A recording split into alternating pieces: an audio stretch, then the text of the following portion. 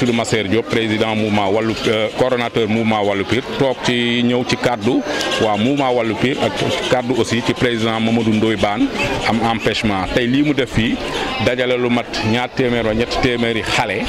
ñi da leen yi xarfal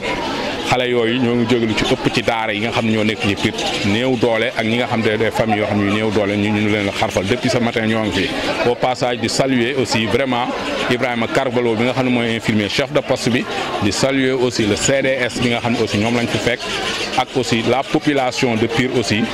ak l'association des infirmiers et infirmières d'état du district bi nga xam ne ñoom ñooy defal xarfal boobu ñëpp xam nañu Mamadou Ndoye Bane lii du guléet yàgg na fay def ay action indi na fi ci poste de santé ay médicaments ay moto ambulance ay matelas ba démb rek jox nañ leen ni matelas indi fi ay lits d'hôpital ak yu mel noonu tey dëkk bi tamit lu nekk def na ko fi tamit donc du ñu mën lu dul ñu ñëw ñu jàpp ñu defar suñu dëkk aussi ñun ñoo ko mën a defar daal vraiment di rafetlu acte bii nga xam ni Mamadou Ndoye Bane def na ko yàgg na koo def muy xarfal xale yi. maa ngi tudd Ibrahima Carvalho infirmier chef de poste Pire Gouray kon tey suñu jotaay bi mooy am na activité de circoncision de masse bu ñu def tey Pire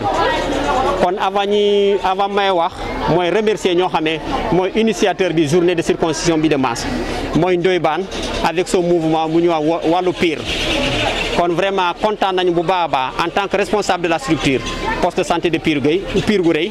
ñu ngi remercier Ndoye Bane sur initiative bu ñu def nii parce que tey au moins 200 enfants sont sur la liste ñoo xamee war nañ leen jongal kon ñaar téeméer xale ñoo xamee ñu ngi si liste waral nañ leen jongal effectif dispositif bi mooy 25 infirmiers yu chef poste de santé yu district sanitaire de Tivaouane ñoom yëpp dañu leen mobiliser pour jongal xale yi kon daal vraiment ñu ngi rafetlu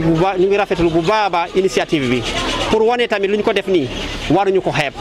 parce que su nekkee dañuy jongal fii xale yi xale bu ñu koy jongale tey lu tuuti war na ñàkk fii junni su nekkee da ngay dem Tivaouane war nga ñàkk 15000 kon ñoom ñoo ko financé entièrement seen xaalis ñooy dugal ñun lu ñu def rek mooy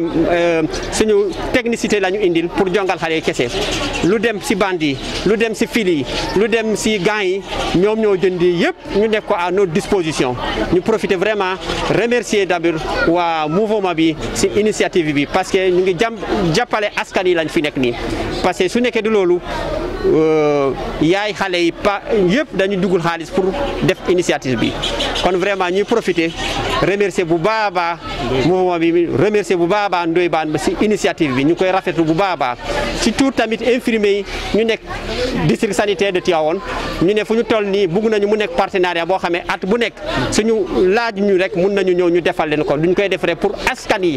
nekkuñu pour politique mais nuñ ko def nii suñu mission mooy état moo ñu envoyé fii pour askan yi ku ñëwaa moom am na moyen pour mettre ko à notre disposition pour dimbal xale yi ñun on est preneur ñu saluer ko ñu rafetlu ko bu baax a baax merci. Mirina Sall bokk ci mouvement wàllu Pire ak li ko wër ñu ngi jaajëfal suñu coordonnateur suñu président mouvement wàllu di Mouhamed Ndoye Bane ci initiative bu rafet bi mu def nii acte bu rafet la wax dëgg ñu ngi ko cee jaajëfal bu baax a baax a baax a baax wax dëggante yàlla nekk na loo xam ne lu nit ñi bëggoon la mu defal ñu ko kon ñu ngi koy sant di ko gërëm bu baax a baax ak suñu coordonnateur muy El Hadj Masser moom mi nga xam ne def na liggéey bu rafet wax dëggante yàlla wax dëgg képp koo xamante ne bii yëg na ko rek macha allah ñu ngi ciy jaajëfal ki nga xamante ni moom la fu nekkal Ndoye Bane di liggéey bu rafet Ndoye Bane nag ñun dañ koy sant bu baax a baax di ko gërëm parce que def na loo xamante ne bii mooy taalibe yi nga xamante ne ñoo nekk ci biir dëkk bi xarfal na leen te defuñu ci moom defuñu ci dara ñu ngi ko ci remercier bu baax a baax a baax di ko ci ñaanal jàmm li mu def wax dëgg kontaan nañ bu baax surtout ñun village waa yi nga xamante ne bii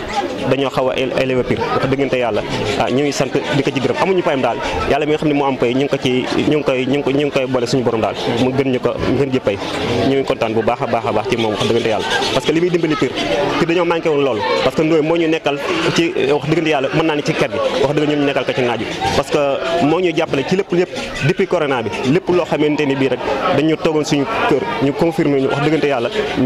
dimbali nañu ba nga xamante ne bii dara méttiwul ci ñun mi ngi ñu nemme ko bu baax mën naa ni moom macha allah ñu ngi koy ñaanal jàmm li mu bëgg daal moo ko xam ak li mu bëgg ci Pire wax dëgg ñëpp gis nañu Pire loo xamante ni bii manqué woon na ci Pire wax dëgg mi ngi koy indi ci Pire parce que kenn xamuloon Pire Tivaouane lañu daan xam Ngaye Thiès lépp lu daan ñëw da daan jël Pire mais bi mu nekkee ci moment bi ba léegi wax dëggante yàlla waa Pire kontaan nañ ci moom waa village waaye tam kontaan nañ ci moom ñu ngi jaajëfal di ko jaajëfal bu baax a baax lépp loo xam ne bëgg na ñu ngi lancé président Macky Sall tamit mu gën ko bàyyi xel gën ko jàppale loo xamante ni bii Pire manqué na ka ak village waaye bari na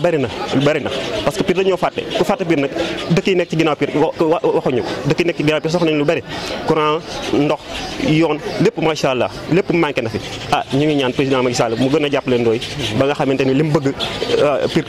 àgg fa ci yeneen dëkk yi ñu mel noonu daal ñu ngi leen di remercier macha allah. Donc cette journée aujourd'hui c'est une journée de circoncision gratuite, journée initiée par Ndoye Bane avec ce mouvement Wallu Pire. Donc le dispositif, c'est au moins 25 infirmiers chefs de poste du district sanitaire de Tivaouane qui ont été mobilisés à cet effet. Et sur la liste, on a au moins 200 enfants qui sont en attente qu'on doit circoncire, Inch'Allah, sur cette journée. Donc ce que je dois dire, c'est remercier vraiment Ndoye Bane. Remercier aussi Masser Diop qui est le coordinateur au niveau local, qui n'a ménagé aucun effort pour la réussite de cette activité. Donc, nous, en tant que techniciens de santé, nous sommes là pour la population, aider la population. Ce mouvement nous a contactés, demandé, il est prêt à financer entièrement cette activité. Et effectivement, il a pris entièrement en charge. La restauration a été prise en charge, plus le petit déjeuner. Tout ce qui est outils de gestion, je veux citer les fils, je veux citer les gants, tout, les pommades ont été entièrement mis à notre disposition par Ndoye Bane avec Masser et son courant. Donc nous, ce qu'on pourra faire, c'est vraiment magnifier, remercier la population de Pire, remercier aussi ce mouvement. Vous n'êtes pas sans savoir, pour un seul acte de circoncision, si c'était au poste de santé de Pire, l'enfant va débourser au moins 500 francs,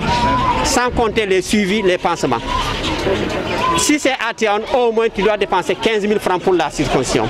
Donc cette action-là vient à son heure. C'est pour aider simplement les populations de Pire et environnants. Donc nous remercions M. Ndoye Bane et ce mouvement pour cette initiative. Donc l'association des infirmiers, par ma voix, remercie aussi Ndoye Bane et Masser Diop et son courant pour leur dire que nous sommes prêts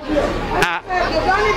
pérenniser cette activité. Nous ne sommes pas des politiciens, nous sommes des agents de l'État affectés à Pire, affectés au district sanitaire de Tivaouane. Notre mission, c'est une mission étatique, c'est une mission au service de la population. Toute personne qui nous sollicite pour ces activités de masse, pour aider la population dans le domaine sanitaire, et s'il met les moyens, nous sommes prêts à venir pour contribuer notre participation pour le développement d'un Pire émergent. Merci.